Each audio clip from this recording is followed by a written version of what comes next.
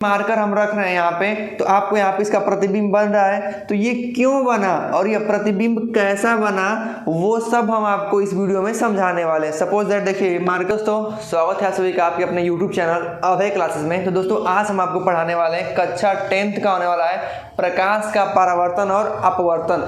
काफ़ी महत्वपूर्ण लेसन है ये। इस चैप्टर को हम लोग काफ़ी 2-3 दिनों से पढ़ते हुए आ रहे हैं, उसी के टर्म में ये नेक्स्ट पार्ट हम लोग पढ़ने वाले हैं। तो आज तक हम लोग क्या पढ़ चुके हैं आपको समझाते हैं। प्रकाश का परावर्तन पढ़ लिए हैं, प्रकाश का अपवर्तन पढ़ लिए हैं, प्रकाश का अपवर्तन। ये देखिए काफ़ी इंपॉर्टेंट होता है। यदि नहीं देखे होंगे आप तो डिस्क्रिप्शन में लिख के जाकर के वहाँ से आप देख सकते हैं। अपवर्तन के नियम क्या होते हैं, परावर्तन के नियम क्या होते हैं, काफ़ी कुछ हम आपको अच्छे तरीके से वहाँ पे हम समझा दिए हैं। तो आज हम लोग को समझना है कि अब धीरे धीरे हम लोग प्रकाश का परावर्तन अपवर्तन पढ़ लिए, तो अब हम लोग धीरे धीरे घुसेंगे किसमें, प्रतिबिंब की तरफ। किसमें, प्रतिबिंब की तरफ। तो आज हम लोग शुरू करते हैं इमेज। इमेज माने व्हाट इज इमेज या फिर प्रतिबिंब, कि किसी भी वस्तु का जो प्रतिबिंब क्या होता है, कैसे होता है, उन्हीं सबको हम लोग अब आज से लगातार 2-3 दिनों तक पढ़ने वाले हैं।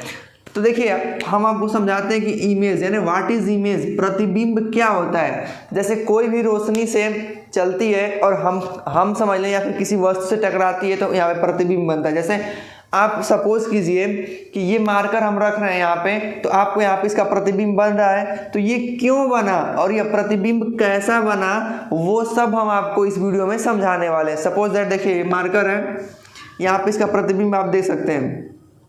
तो ये क्यों बन रहा है और किस नियम से बन रहा है और कैसा प्रतिबिंब बना, ठीक है, लेकिन कैसा प्रतिबिंब बन रहा है ये सब हम आपको समझाने वाले हैं। तो देखिए प्रतिबिंब किसे कहते हैं, तो प्रतिबिंब उसे कहते हैं जब इमेज यानी कि प्रतिबिंब किसे कहते हैं। तो आइए बताते हैं आपको कि ऐसा बिंदु जहां से आपतित किरणें चलकर परावर्तन के पश्चात आकर किसी दूसरे बिंदु पर मिलती हैं या मिलती हुई प्रतीत होती हैं, तो उस दूसरे बिंदु को पहले बिंदु का प्रतिबिंब कहते हैं। नहीं समझे होंगे, आप समझा रहे हैं। जैसे कहने का मतलब मान लीजिए यहाँ पे कोई बिंदु ए है, ठीक है। जब इधर से हम लोग प्रकाश भेज रहे हैं तो प्रकाश की लाखों किरणें निकलेंगी इधर से, कि किसी वस्तु से निकलेंगी लाखों किरणें। तो केवल 2 किरणों को हम ले लें, केवल 2 किरणों को मान लीजिए किसी हम लेंस पे या दर्पण पे गुजार दें, तो यहाँ से टकराने के बाद इधर में मुड़ जाएंगे और यहाँ एक किरण यहाँ से टकराने के बाद यहाँ मिल जाएगी।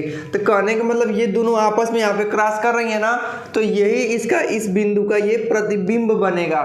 या मिले या मिलती हुई प्रतीत होती हैं, तो यह एक पहली वस्तु का दूसरी वस्तु के सापेक्ष इसका प्रतिबिंब बनता है। जैसे फिर से ऐसा बिंदु जहां से आपतित किरणें चलकर, देखिए यह बिंदु जहां से आपतित किरणें चल रही हैं, क्या कर रही हैं, आपतित किरणें चल रही हैं और परावर्तन के पश्चात दूसरी बिंदु पे मिलती हैं।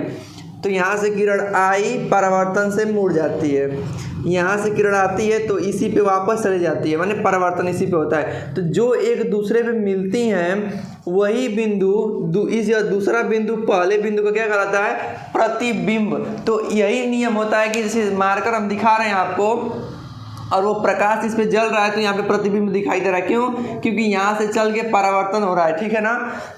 अब समझते हैं कि प्रतिबिंब कितने प्रकार के होते हैं। तो बता दें आपको कि प्रतिबिंब 2 प्रकार के होते हैं। पहला होता है वास्तविक प्रतिबिंब और दूसरा होता है आभासी प्रतिबिंब।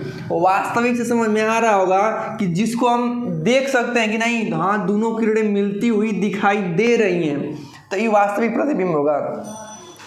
आभासी प्रतिबिंब क्या होगा कि इसमें ना 2 किरणें आएंगी आपतित होकर, उसमें मिलती नहीं है, मिलती हुई प्रतीत होती है। प्रतीत मतलब हम लोग ऐसे समीक्षा करते हैं कि शायद आगे जाके मिल सकती हैं। तो इसको लिख सकते हैं कि जब प्रकाश की 2 किरणें आपतित होकर परावर्तन के पश्चात इसमें मिलती हैं, क्या करती हैं, मिलती हैं, तो वास्तविक प्रतिबिंब होता है। लेकिन इसमें क्या होगा कि जब 2 किरणें जब 2 किरण आपतित किरणें परावर्तन के पश्चात मिलती हुई प्रतीत होती हैं, उसे हम आभासी प्रतिबिंब कहते हैं। जैसे हम समतल दर्पण ले लें और यहाँ से कोई प्रतिबिंब गुजारे ऐसे और ऐसे, तो ये देखिए टकराने के बाद ये वापस चला जाता है इधर और ये चला जाता है इधर। यहाँ से दो प्रकाश की आपतित किरणें आ रही होती हैं, तो ये मिलती नहीं है, लेकिन तो फिर भी हम लोग दर्पण जो देखते हैं उसमें हमारा प्रतिबिंब बनता है।